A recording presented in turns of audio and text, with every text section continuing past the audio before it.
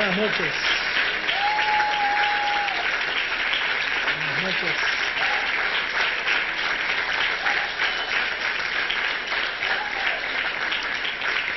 Pueden tomar asiento, gracias.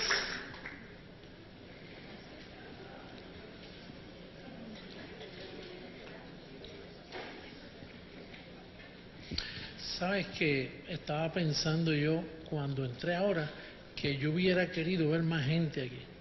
¿Sabes que sí? Está lleno, ¿no? Y como que el Señor me decía, José Luis, esta es la mamá. Y tiene muchos hijos por el mundo entero, donde hay miles de personas congregándose. Así que la mamá cuando pare mucho, verá como que está cansadita a veces, ¿eh? Pero yo recibo que ustedes son una madre contenta, ¿eh? Y agradecida, ¿verdad que sí? Amén. Qué bien, pues buenas noches a todos ustedes y a todo el mundo del internet que me está viendo. Los amo mucho y tenemos una palabra maravillosa para ustedes, así que les invito a tomar nota, tener su libreta de apuntes, porque tenemos un tema maravilloso. Como siempre, Dios nos da un buen tema que nos hace pensar y nos lleva a escudriñar bien la palabra del Señor. Estaba leyendo hoy yo a Daniel, leí varios capítulos y estaba leyendo como esa estatua que se levantó con cabeza de oro y pecho y muslos de bronce y de hierro, y entonces dice que los dedos de la gran estatua eran de hierro y de barro. Entonces era una estatua grandísima y esa estatua representa las religiones del mundo. Lo único que esa estatua, su fundamento, aunque es una estatua grande porque las religiones han crecido, ¿verdad que sí? El mundo religioso ha crecido por todas partes del mundo, pero sus pies, al tener barro, el barro con hierro no mezcla. Y entonces muy pronto colapsa, ¿verdad? Muy pronto cae. Porque dice que Dios, gracias Quintero, Dios cortó una piedra, hijo de hombre, y esa piedra que hijo de hombre trajo, logró derribar la estatua.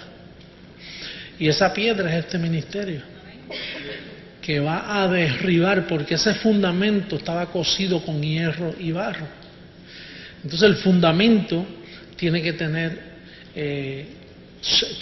solidez, y la solidez está en la gracia. Fíjate que el salmo que el pastor Cheo leyó decía, rebosa mi corazón palabra buena. ¿Y qué palabra buena había para los tiempos de David? Ninguna, si aquella palabra era palabra de condenación. La palabra buena es la palabra de gracia. Estaba profetizando de la palabra que iba a venir a nuestras vidas. Así que hoy yo quería hablar de la familia de la fe parte 2. Hablamos el miércoles pasado de la familia de la fe parte 1. Y esa familia de la fe es la congregación de los espíritus justos hechos perfectos.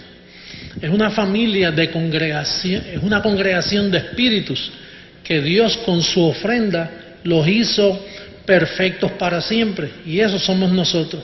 Pero cuando yo estaba pensando en esta segunda parte, yo espero que yo no me repita, aunque sea espero no repetirme a nivel mundial, pero yo a veces cuando viajo, como la gente no me conoce, pues yo le digo cómo comenzó mi ministerio.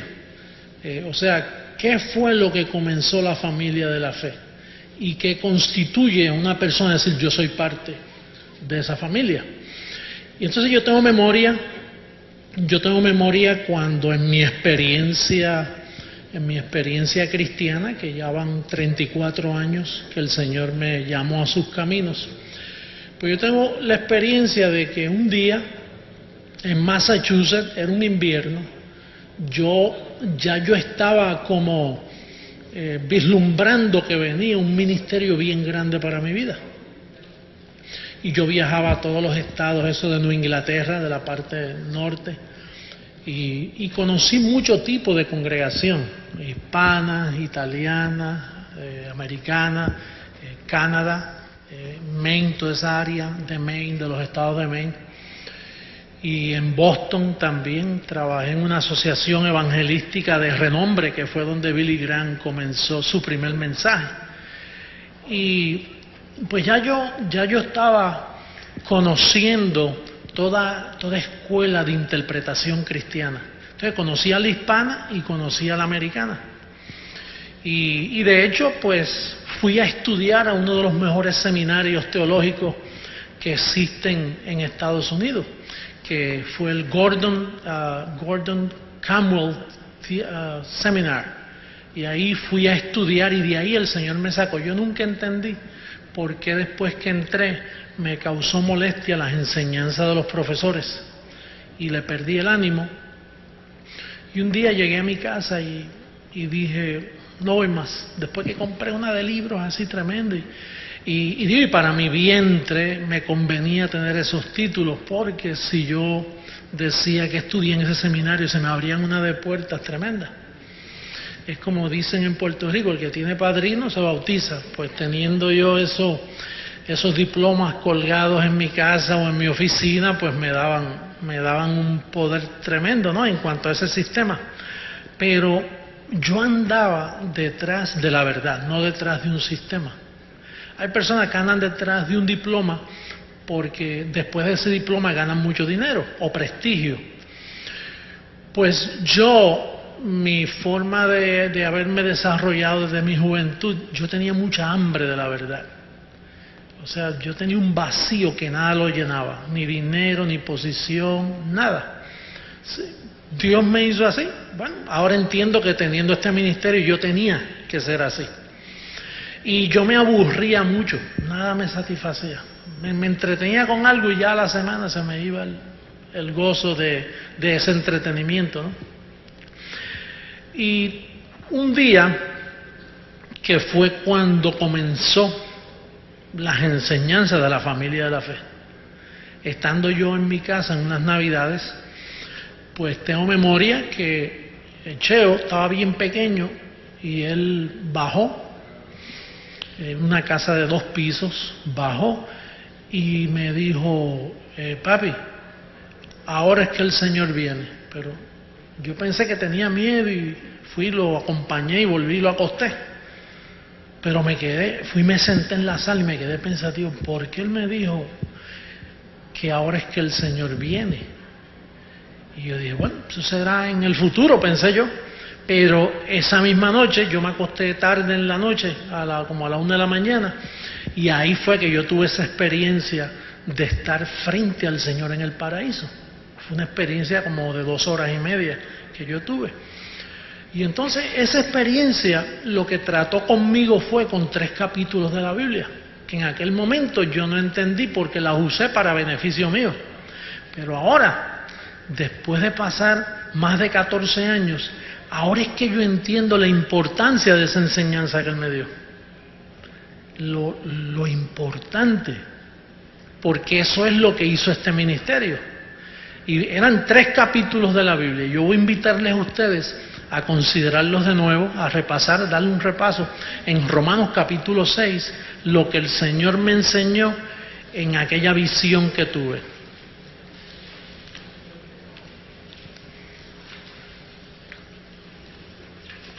Romanos capítulo 6. Estas enseñanzas constituyen cuál es la verdadera familia de la fe y quién no es la familia de la fe. Y si usted está asistiendo a un ministerio donde la enseñanza le da los beneficios de una familia, especialmente una familia de fe. Fíjense, Romanos capítulo 6. Yo quiero confesarles a ustedes aquí en Miami y delante del mundo, y no miento cuando digo esto, que cuando el Señor se me apareció yo no le vi el rostro, pero yo sabía que era el Señor. Y entonces cuando se me apareció en forma de maestro a discípulo, me dijo, siéntate y lee. Y si yo dijera que me enseñó algo diferente a lo que está escrito, entonces usted debe preocuparse y decir, espérate, este hombre puede estar inventando. Pero este ministerio, el Señor comenzó a enseñarme cómo yo edificar donde Pablo dejó el fundamento. Entonces eso le garantiza a usted que yo no soy un falso apóstol. Porque si usted ve que todo lo que yo enseño está encima del fundamento, usted dice, tranquilo, malo que se salga ese fundamento y diga que cogí un viaje por allá a un monte y les revelaron la epístola 15, 16, 17, pues entonces hay preocupación. Porque usted debe ocuparse en saber dónde usted está visitando. Usted sabe la gente que están siendo engañada. La gente los engañan fácil. Después que usan la Biblia, con la Biblia los engañan.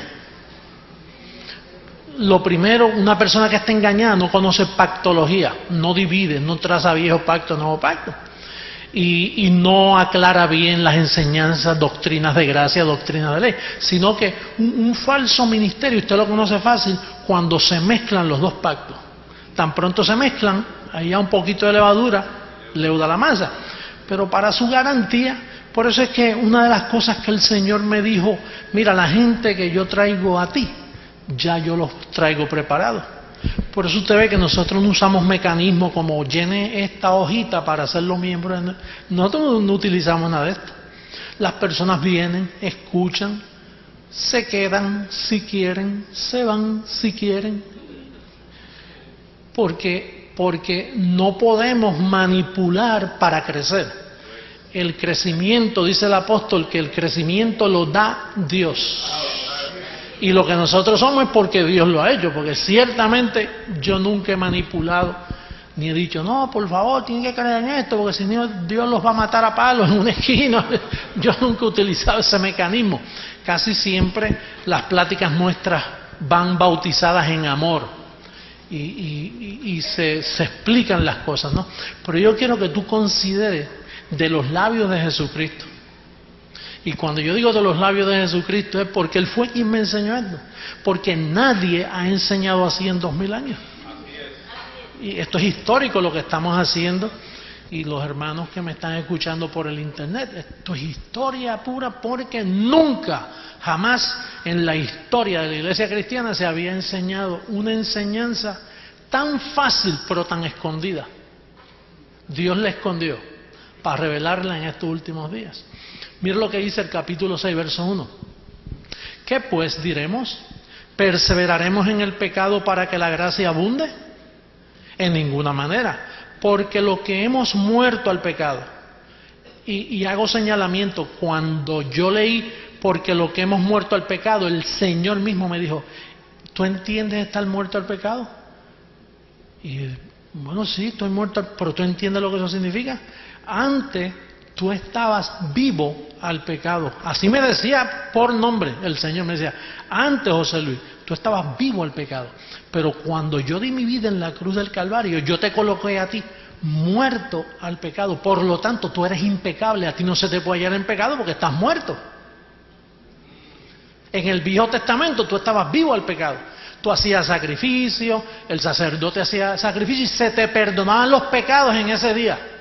Pero al otro día es como podar el césped, que tú podas el césped de tu casa y al otro día ya tú empiezas a ver y a la semana creció el césped. O vas donde el peluquero y te corta el pelo y a la semana hay que cortarlo de nuevo. Pues en el viejo pacto había sacrificio por los pecados del pueblo, pero temporero. Entonces el Señor me decía, José Luis, si tú estás muerto al pecado, tú no puedes perder la salvación.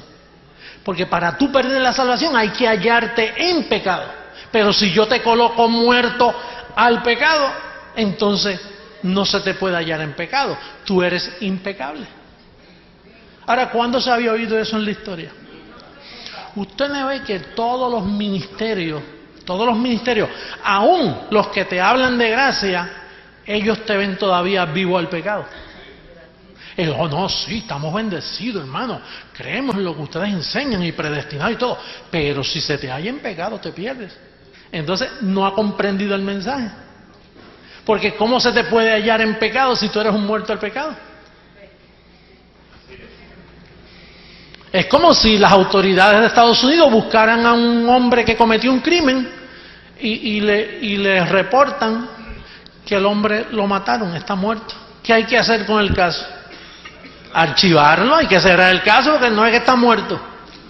No le pueden cobrar más impuestos, no le pueden cobrar más las cuentas, no se puede hacer más nada con él porque está muerto. Entonces, si tú no entiendes el término muerto, tú estás fuera de la familia de la fe. Porque la fe es exactamente eso, te está diciendo que tú estás muerto al pecado, pero si tú piensas que todavía tú pecas y que se te halla en pecado y que Dios está bravo contigo porque tú estás en pecado, entonces tú no eres de la familia de la fe. Y me da lástima, tengo que declarar que todos los ministerios cristianos por el mundo están huérfanos. No tienen padres porque no tienen familia. Imagínese un muchacho que usted encuentre por ahí y le dice, ¿quiénes son tus padres? Y yo no sé. ¿Y cuál es tu apellido? Yo no sé tampoco. Me dice, ¿quién tú eres? Pues yo soy un huérfano. Ahora si tú dices, yo tengo familia. ¿Y de qué familia tú eres? De tal familia. ¿Y qué apellido es? De tal... Ah, bueno, entonces tú tienes una familia. Pues si tú no entiendes que tú estás muerto al pecado, que la iglesia, la familia de la fe, Cristo murió con el propósito de colocarla muerta al pecado, para que el pecado jamás vuelva a tocarla. Entonces tú eres parte de la familia de la fe. Ese es el mensaje.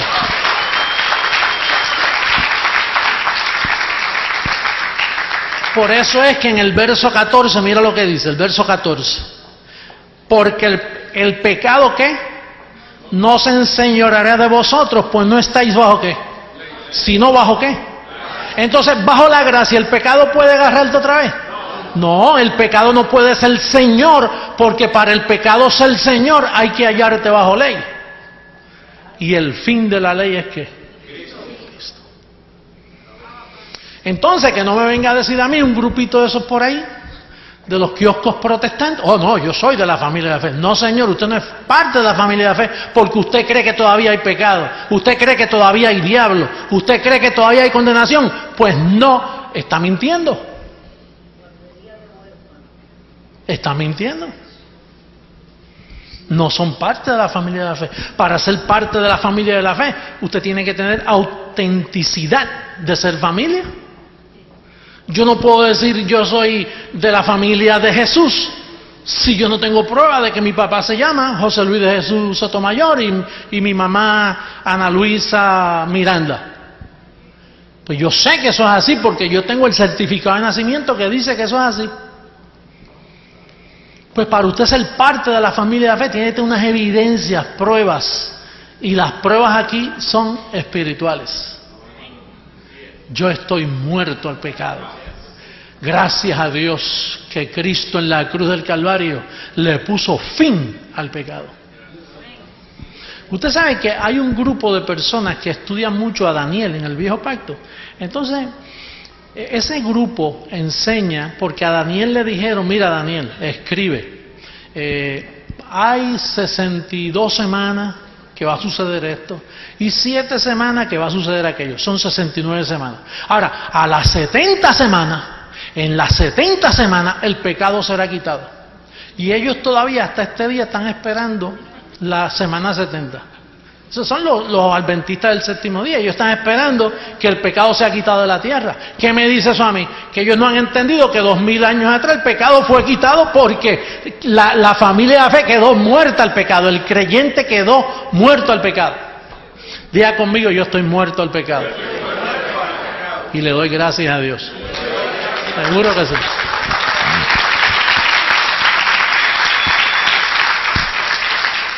Casi siempre, ¿usted sabe por qué este tema quedó oscuro por 2000 años?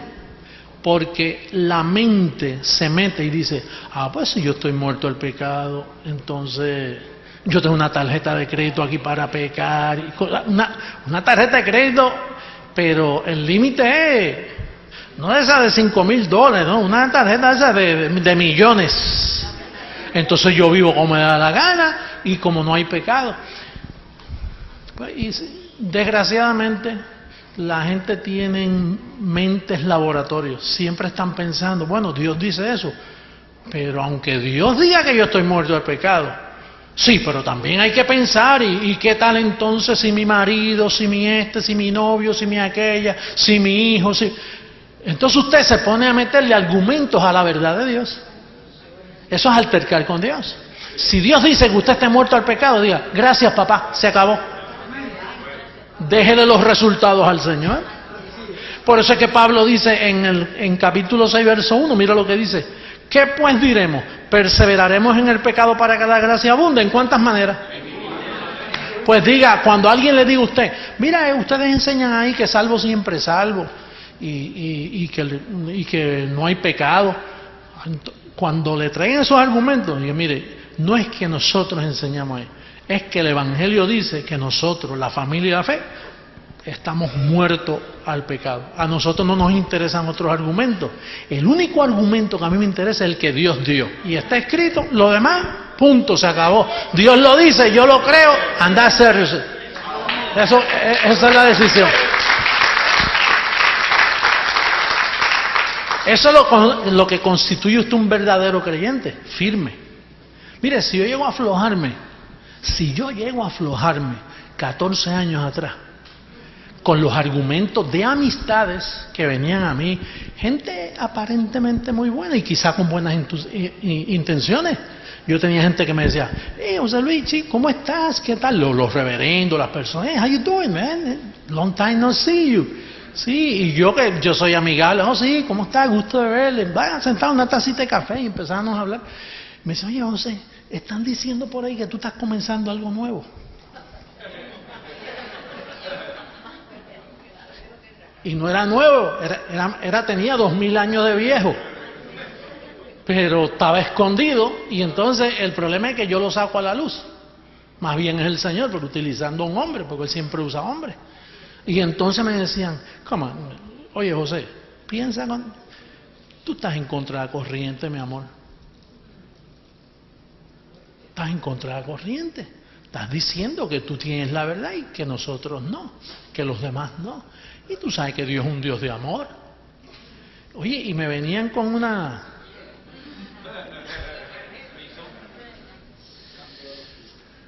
Entonces yo decía, fíjate, yo no estoy diciendo eso.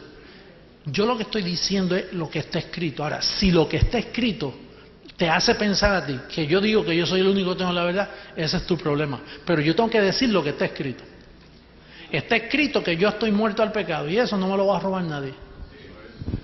Y mire, yo me tuve que mantener firme porque me quedé solo, la familia mía nada más, pero de los demás, muchachos, me miraban como un pájaro extraño. Y tenían razón, porque tú sabes lo que es los 2000 años, mira, con doctrinas bautistas, pentecostales, liberales, cuánta doctrina hay, católicas, mormonas, testigos de Jehová, todo tipo de escuela de interpretación de pensamiento. Teólogos del pasado que son admirados por la iglesia protestante. Imagínate. Y ahora, un puertorriqueño, un muchachito por ahí que salió y que a transformar el mundo entero. Porque él dice que tiene razón. Eso no es fácil. Pero oye, si yo no me llevo a mantener firme, ¿tú sabes dónde tú estuvieras hoy? Tú estuvieras hoy con una mente, Dios mío, mira, no voy más a la iglesia porque ya que... Así que la gente se descarrían de las iglesias y no van más. Hoy tú no estuvieras reinando en vida. Pero yo tuve que mantenerme firme porque este es el fundamento de la familia de la fe. Vamos a seguir leyéndolo en el verso 3.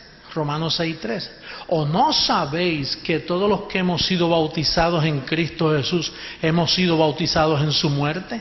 Como quien dice, uno murió, luego todos murieron.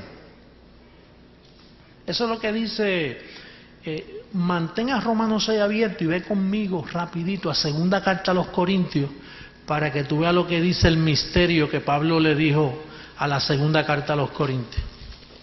Capítulo 5.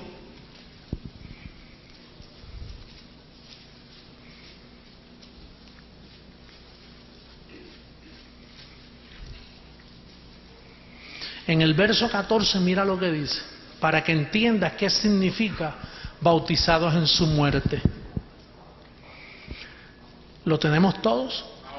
Dice, porque el amor de Cristo nos constriñe, pensando, no haciendo. Esto es pensando, ¿sabes?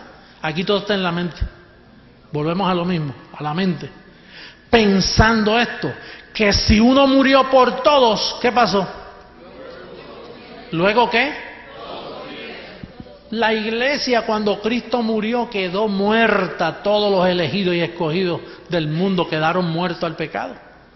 Tú no ves que cuando Él muere ya no hay oportunidad de agarrarlo en pecado. Cristo pudo haber pecado antes de morir, pero después que murió y resucitó, ya el pecado no puede con Él, porque ya Él venció la muerte. Pero entonces Él te imputa esa bendición a ti. Dice, bueno, si a mí ya el pecado no me puede agarrar, a José Luis tampoco. Si a mí el pecado no me puede agarrar, tú tienes que decir, y a mí tampoco. Diga conmigo, a mí tampoco. Decir que a ti no se te puede hallar en pecado. Vete, dile eso al pastor donde tú visitabas. Dile eso a los líderes conciliares del mundo que me están escuchando ahora mismo. Vete, que me escuchen, que crean estos 15 minutos que yo llevo hablando. Si creen esto, se les cae el kiosco al piso, porque ellos todas sus doctrinas están envueltas en que hay pecado para la iglesia. Ellos han blasfemado y han tenido por inmunda la sangre del pacto. Yo les digo y les advierto a ellos que me están escuchando ahora mismo, esa iglesia, esa preciosa iglesia con ese coro tan bonito que canta, han blasfemado y han tenido por inmunda la sangre del pacto de Jesucristo. La han pisoteado. Esa es la blasfemia que han hecho contra el Espíritu Santo. No haber creído que el pecado fue quitado y seguir predicándole a la iglesia como si fueran pecadores. Bendecido, ustedes no son pecadores. Aun cuando todavía hacen cosas que no son muy agradables al Señor, pero no se les puede acusar de pecadores. Usted lo que siembra cosecha, y si se porta mal, cosecha mal, pero hallarlo en pecado, hallarte en pecado a ti, entonces Cristo murió en vano. Esto es lo que constituye una verdadera familia de la fe. Si no, son impostores, son familias fraudulentas. No son iglesias, no se pueden llamar iglesias, tienen que llamarse sinagoga, porque en la sinagoga era donde se hacía el sacrificio por el pecado, porque allí había pecado. Pero en la iglesia del Señor Jesucristo, que Él murió y pagó y derramó su sangre para lavarla, para santificarla, no puede haber pecado, entonces no es iglesia. ¿Usted me está entendiendo, mi bendecido hermano? Mira, si tú entiendes esto que hemos hablado hasta aquí, no hay quien te engañe. Porque todas las religiones poseen un engaño. ¿Tú sabes cuál es? Que hay pecado. Que se te puede hallar en pecado. Ahí viene la misa el domingo, en todas las catedrales del mundo, la misa es un recordatorio del pecado. Cuando el cura está haciendo ahí su sacrificio y las campanitas y cogen la copa y la limpian y empiezan, tú sabes, con su... Cuando dicen Ave María purísima, sin pecado, Santa María, sin pecado concebida, ruega por nosotros pecadores. Usted está diciendo, ¿y qué hizo Cristo 2000 años atrás? Mira, esto es de vino muerto lo que estamos hablando aquí. Mira que Lutero escribió 95 tesis y las clavó en unas puertas del templo allá en Alemania. Aquello es un pellizco de ñoco al lado de lo que estamos hablando en esta noche. ¿Usted ha visto un ñoco pellizcando? Pues aquello no fue nada. Esto sí es una tesis. Que no clavarlas en unas puertas, clavarlas en la mente de los elegidos por todo el mundo.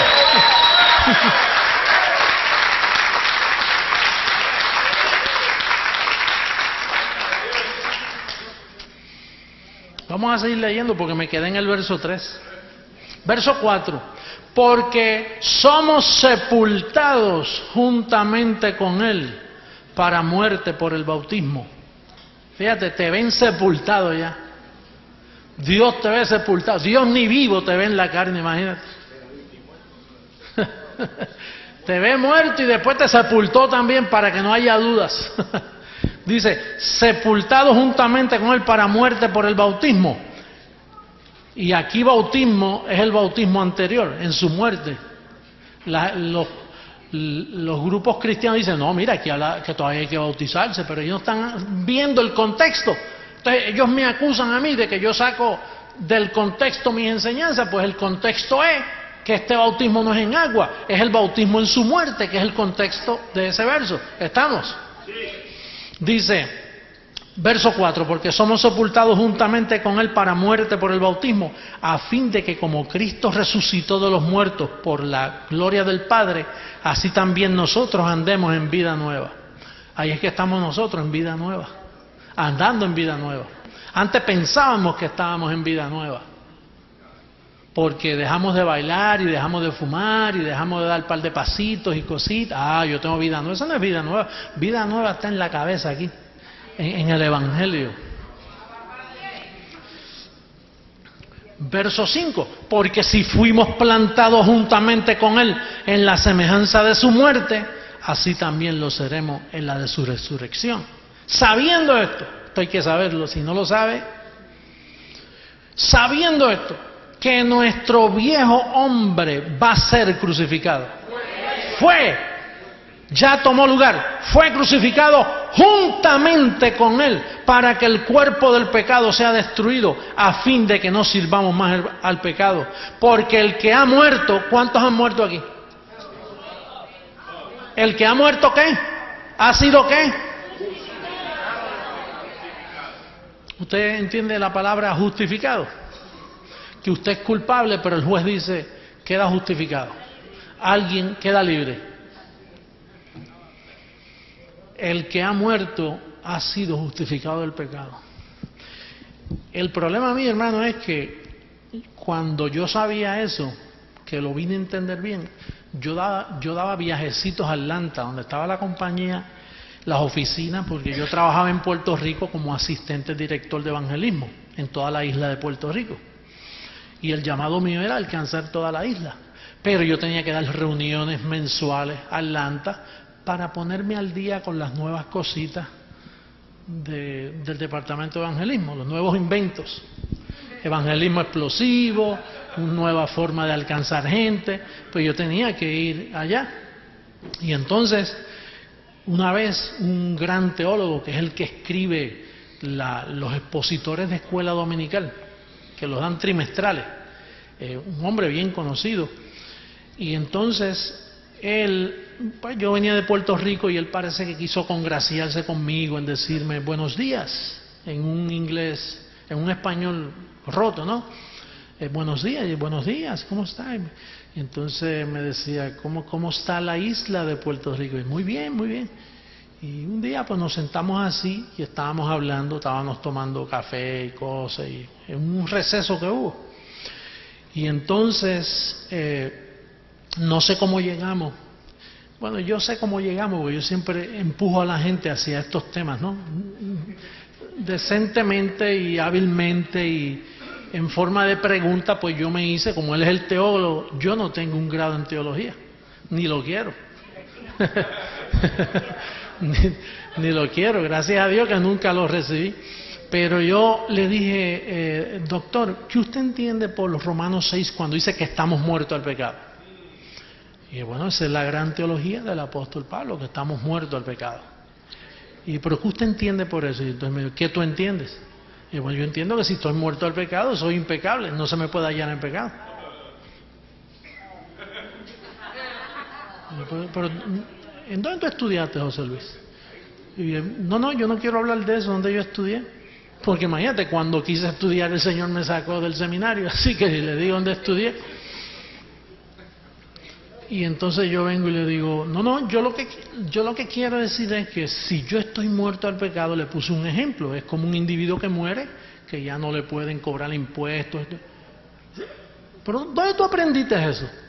Si yo le dijera que yo lo aprendí del que él le está sirviendo a Jesucristo, pues al que él le sirve me lo enseñó. Pero si yo le digo que fue Jesucristo, me llama blasfemo. Él no lo va a creer. El doctor no entendía lo que tú acabas de entender en los últimos 20 minutos. Y hasta ahora no lo entiendes.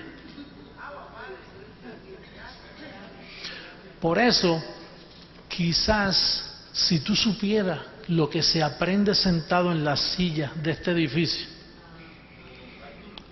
tiene un valor tan poderoso, porque no hay grupo cristiano, no hay teólogo, no hay movimiento mundial en 2000 años que pueda enfrentarse a lo que tú le puedes enseñar una vez tú estás expuesto a estas enseñanzas.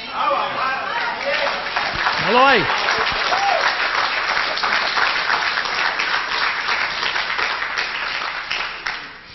Imagínate, yo te estoy hablando a ti de unos tesoros que si tú los conoces, te conviertes en un personaje especial sobre la faz de la tierra. Tú eres una persona muy especial. Imagínate que tú puedes comenzar en tu país, allí donde estás. Yo conozco esto, se lo voy a decir a un grupo, y a un grupo, como le pasó a Josefa Pichón. Josefa Pichón es una optómetra de Riohacha, Colombia, y ella pues, le encantó esto, sí. Oh, que le encanta. Entonces pues se lo dijo a alguien, y entonces ella pues se entusiasmó y comenzó a reunir gente. En el último viaje habían ¿cuántos echó? 200 personas. Como 200 personas había en el último viaje que echó fue allá. Y entonces ya una vez me dijo, apóstol, mire, yo tengo un grupo que necesito que usted envíe un pastor. Y yo dije, pero ¿cómo que un grupo? Y bueno, se me están reuniendo un grupazo de gente ahí, pero hace falta un pastor. Usted no puede enviar un pastor. Y, pero ¿quién es el que formó eso? Bueno, yo. Y dice, pues, frente a mí está el pastor que tú buscas. Y ella es la pastora hace varios años allí. Usted no ve que es que la gente piensa que un pastor se hace, no nace. Nadie puede ser un pastor, nadie puede ser un líder. Usted viene alambrado ya de fábrica para hacer lo que usted es. Y si lo es, lo es. Y si no lo es, no trate tampoco porque no le va a salir. Pues entonces la iglesia fue justificada del pecado. Por eso es que se llama la familia de la fe. Porque en fe ella cree lo que Cristo hizo por ella, por la iglesia. Entonces después el Señor me enseñó Romanos 7. Yo estuve con el Señor en esa visión como 2 horas y media, ¿verdad? Pues prepárese para 2 horas y media. ¿Cuánto faltan? Salimos ya a las 12. Estoy acortando, pero usted sabe cuántas veces Él me repitió esto. Me lo repitió de 8 a 10 o 12 veces, no me acuerdo. Yo sé que me cansé, que cuando me decía, ok, volvamos a Romanos 6, verso 1. Entonces yo, por dentro de mí, yo decía, ojalá no me lo enseñe más, que ya yo lo aprendí. Pero me lo repetía y ya yo tenía miedo, porque no es que eso es una visión. Es como cuando usted tiene una pesadilla que usted quiere parar, que no se le repite. Usted ha pasado por pesadilla que se le repite y usted busca la vuelta y dice, ay, que no se me venga más esto a la mente. Y sí, se repite. Pues así fue lo que me pasó a mí con este capítulo. Ojalá todas las pesadillas fueran así. Pesadillas con el Señor enseñándote el Evangelio. Pero ya yo no quería escucharlo más. Entonces cuando me lo repitió como 12 o 14 veces, yo no sé cuántas veces, me dice, ok, vamos ahora a Romanos 7. Y yo dije, anda, esto continúa. Era tan real, así mismito como yo te estoy hablando. Entonces Romanos 7, mira lo que él me leyó, dice, pero ahora estamos libres de la ley, por haber muerto, diga muerto, por haber muerto para aquella en que estábamos sujetos, de modo que sirvamos bajo el régimen nuevo del Espíritu y no bajo el régimen viejo de la letra. El Señor volvía y me explicaba, mira José Luis, la razón que tú estás, cuando yo di mi vida, te coloqué muerto al pecado, pues entonces al colocarte muerto al pecado, tú has muerto a la ley. La ley no puede contigo, la ley de Moisés, los mandamientos, no hay ley que pueda contra ti. Ahora fíjate, la ley existe para todos los que no saben lo que yo estoy hablando. Porque todavía hay grupos por ahí guardando la ley. Los judíos están guardando la ley. Mira, cuando venía en la radio ahora para acá, hay un grupo de judíos mesiánicos, que no es otra cosa que unos legalistas enredados que no entienden lo que es pactología. Y hablando que Dios los puso a ellos para que volvamos a Israel, para que volvamos a las enseñanzas salvíficas. del pueblo de Israel. Y por eso tienes que vivir santamente, porque si Yeshua, Mashiach te coge en pecado, mira, quiere decir que no ha entendido ni lo que es evangelio, pero se llaman judíos cristianos, se llaman judíos mesiánicos. Tremendo disparate. Ese disparate último de ese grupo es más disparatado que los demás grupos.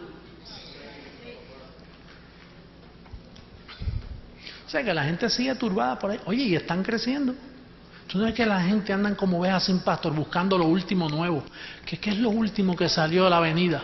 Es como la gente anda buscando el último CD del artista tal, de la otra artista. Porque eso, tú sabes, eso se pone viejo y hay que buscar lo nuevo. Y los artistas suben y bajan, suben y bajan.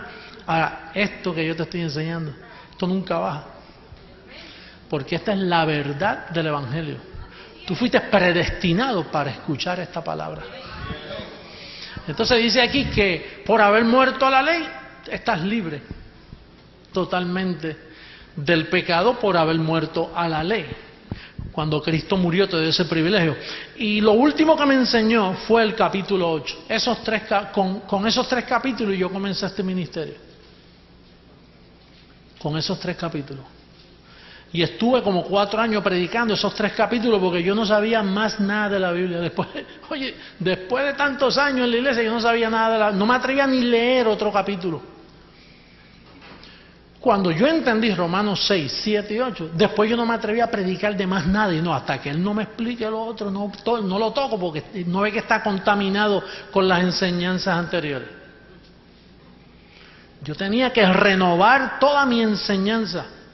Rompí todo, tiré todo al piso, todo lo de lo viejo, no, ni lo toqué. Bota esas porquerías que tiene, que todo eso está contaminado. Libros de que yo iba a la librería y encontraba esos libros, esos cuadernos bellos con letras de oro.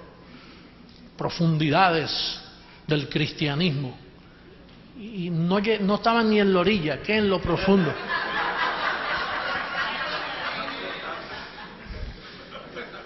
Libro que decía manantiales en el desierto. Y eran espejismos en el desierto, imagínate. Espejismos en el desierto. Que tú vas corriendo pensando que hay agua, muchacho, y te estrellas con la arena. ¿Ustedes saben de lo que yo estoy hablando? Manantiales para el predicador.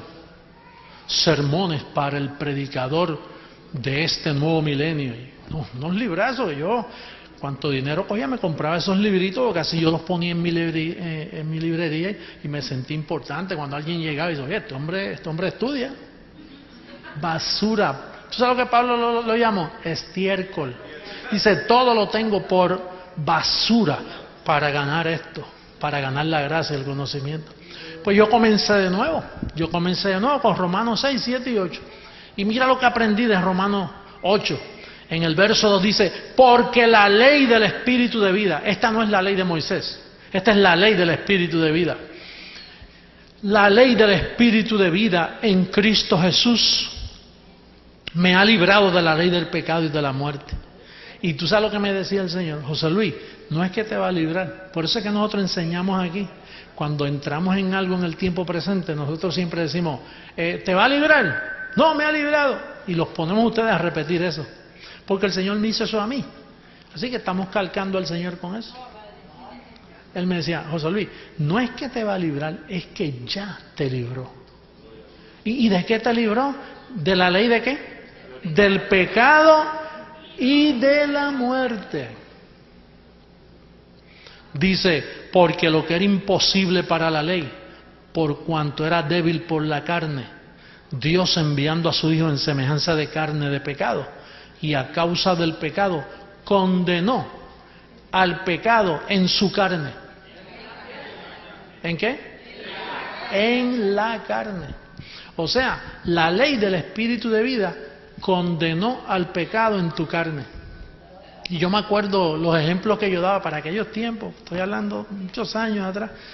Yo decía, hermano, mire, una persona que se porta mal en la sociedad y comete un crimen, lo pueden coger y matarlo, como aquí en la Florida, que por un crimen te pueden matar.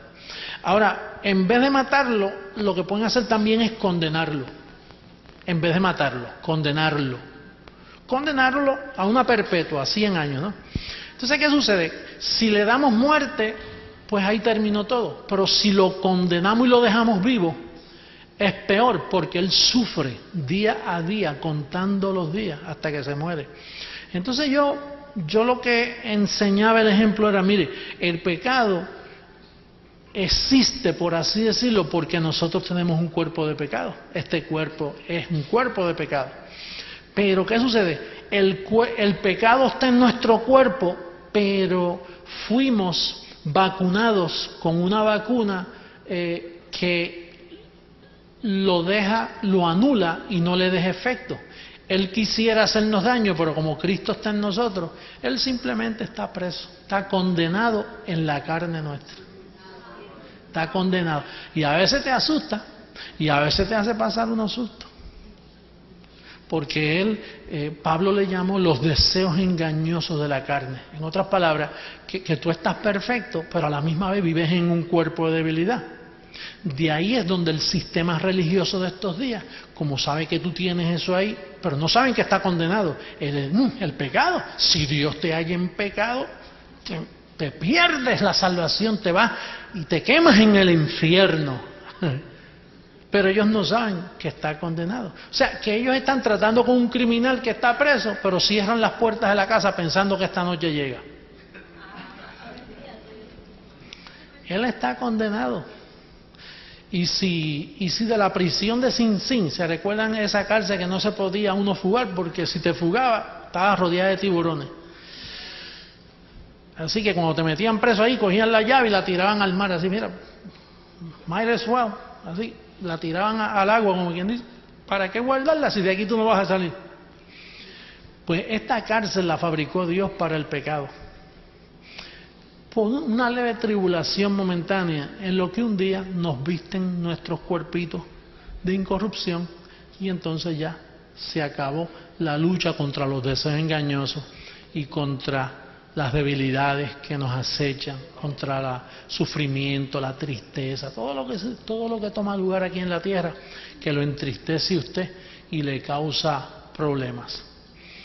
Pero ya la victoria es nuestra, porque usted está muerto al pecado. Diga conmigo, la familia de la fe está muerta al pecado. Ya no está en pecado, porque el pecado fue quitado del medio. Por eso entendemos mejor ahora a Colosenses 2:11. Y con esto terminamos. Colosenses capítulo 2.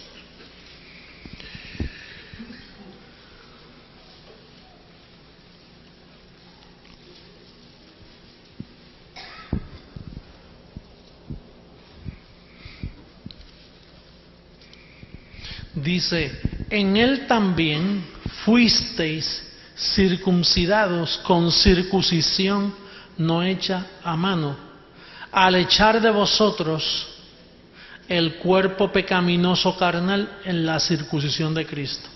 ¿Qué hizo con tu cuerpo pecaminoso carnal? ¿Qué? ¿Lo qué?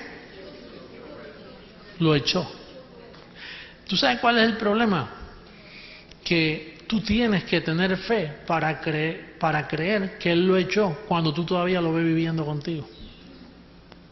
Por eso es que es la familia de la fe. Porque la familia de la fe es la certeza de lo que se espera y la convicción de lo que no se ve. Entonces tú no ves que te lo echaron fuera. Pero aquí dice el apóstol que en la circuncisión de Cristo tu cuerpo pecaminoso carnal, lo que registraba pecado ya no registra, porque fue echado fuera en la circuncisión de Cristo. Este es uno de los mensajes más bellos que yo he predicado en esta noche. Los mensajes de más valor, porque estas son las columnas del verdadero cristianismo. Cualquier otro mensaje que tú escuches que viola los principios que yo he hablado en esta noche, se constituye en una apostasía, en una herejía y en un falso evangelio. Así que para el mundo del internet que me está escuchando, bendecido pastor, reverendo, doctor, quien sea que me esté escuchando, yo te recomiendo que escuches estas palabras que pueden salvar tu vida, la de tu familia y la de tu iglesia que estás pastoreando. Considera lo que hemos dicho, busca los versos bíblicos y pueden traer una grande bendición a tu vida, muy grande. Y a todos nosotros que estamos aquí oyendo, pues yo espero que estas palabras las registres bien, toma nota, apúntala, llévate el cassette, escúchalo una y otra vez, hasta que comprendas el significado de ella, y de ahí se va a desprender una vida nueva en tu vida. De ahí te sanas de dolencias, te sanas de tantas cosas que pueden estar afectando tu vida y pueden estar afectando tu vida diaria por no conocer la verdad. Porque fíjate, conoceréis la verdad y esta te hace libre. Pero si no es la verdad lo que tú tienes en tu mente, entonces no puedes vivir libremente. Así que los amo mucho, los quiero mucho. Un beso para todas las naciones que me están escuchando en esta hora. Bendecidos con toda bendición. Y la familia de la fe sigue en pie. Y seguimos creciendo. Vamos a estar en pie. Un aplauso al Señor.